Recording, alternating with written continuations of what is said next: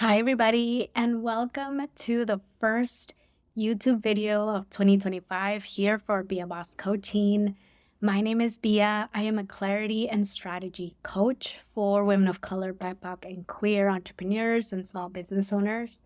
And I'm excited to do this video because it's been quite a few weeks, a couple weeks since I've done one.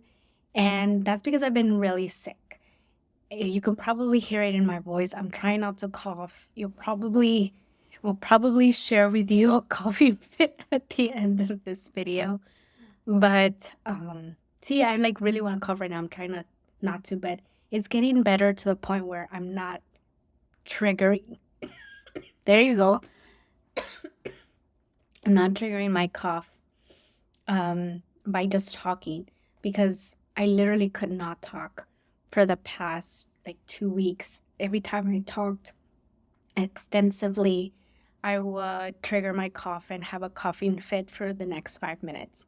So I'm really excited to finally do this first video in 2025 and to share with you a recent experience and something that I recently learned around negativity bias and how negativity bias can impact our decisions and our decision making, and not in a good way. So I want to share that with you and how a recent therapy session that I had helped me see and refocus my outlook from this negativity bias to, in fact, the fact that I actually have developed and nurtured new skills that have allowed me to show up in different various ways, whether through this YouTube channel or through my blog, and even my podcast, which is something that, because it's wrapped up, I hadn't even taken the time to celebrate and realize that I had just wrapped this third season. And so I'm excited to share this with you. And without further ado, let's get into the video on the decision-making pattern that keeps us stuck. So let's get started.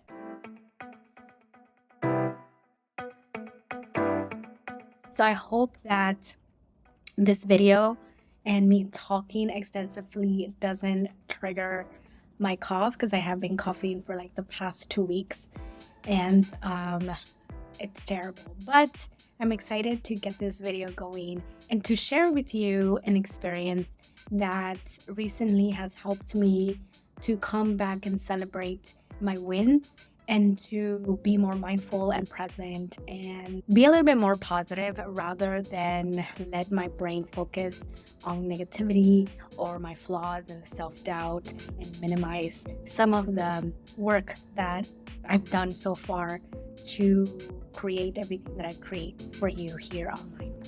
Okay, so today what I want to talk to you about is something that was really personal, but I think it's important that many of you hear it because I think it's very relatable. And it's this pattern of questioning ourselves when things are actually going well.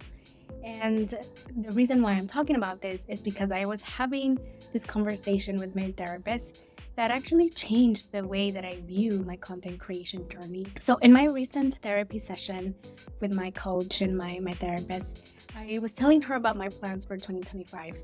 And I'm literally listing all of these questions that are running through my head. And I'm asking about where should I focus? Should I focus on growing my YouTube channel? Should I put all of my energy into workshops? Or maybe I want to concentrate on creating my email list and my blog, or expanding my email list and my blog. And here's the thing, that I was convinced that the reason why I wasn't getting the right leads for my business was that I was spreading myself too thin across all of these platforms. And you know that saying, jack of all trades, master of none? I was actually thinking that was what's happening to me. That is what I was doing. I was becoming a jack of all trades, but master at none.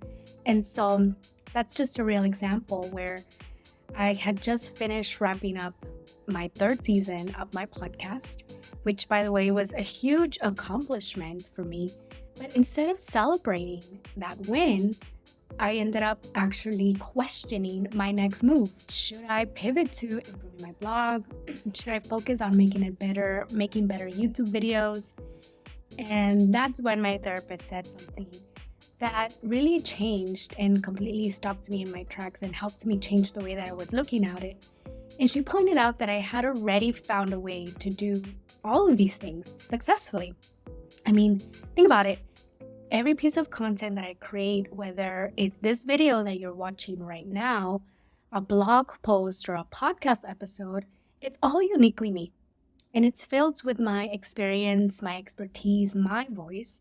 But here's what's crazy, that even though I had managed to create content across multiple platforms, and I even developed a system that worked for me, my inner critic still was telling me that it wasn't enough, that I had somehow convinced myself that what I was doing was wrong or inefficient. And you know what? There's actually a scientific explanation for this. It's called the negativity bias. And our brains are literally wired to respond more strongly to negative information than positive. We're more motivated by the fear of loss than the potential for gain. That's crazy, right? So here's what I realized, and this is huge. Instead of seeing my ability to create across different platforms as a weakness, I'm now choosing to see it as a strength. So think about it. I've learned how to create engaging YouTube videos. Well, at least what I think they're engaging YouTube videos. But I've also learned how to produce a podcast. I've learned how to write blog posts and maintain a consistent social media presence.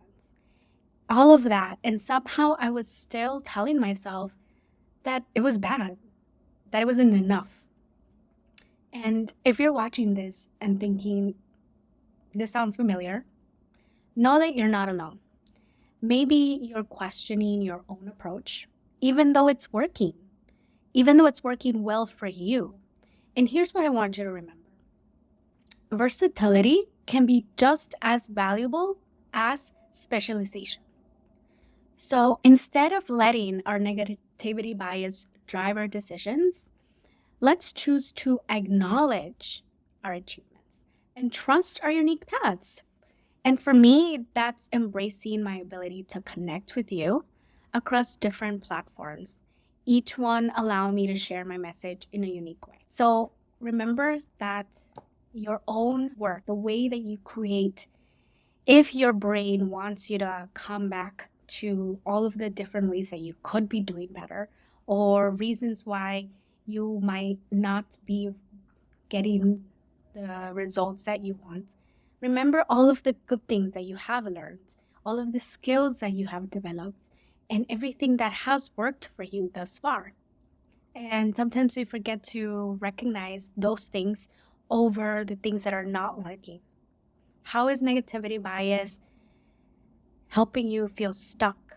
And how can we shift that into actually emphasizing the skills and the work that we've developed over time?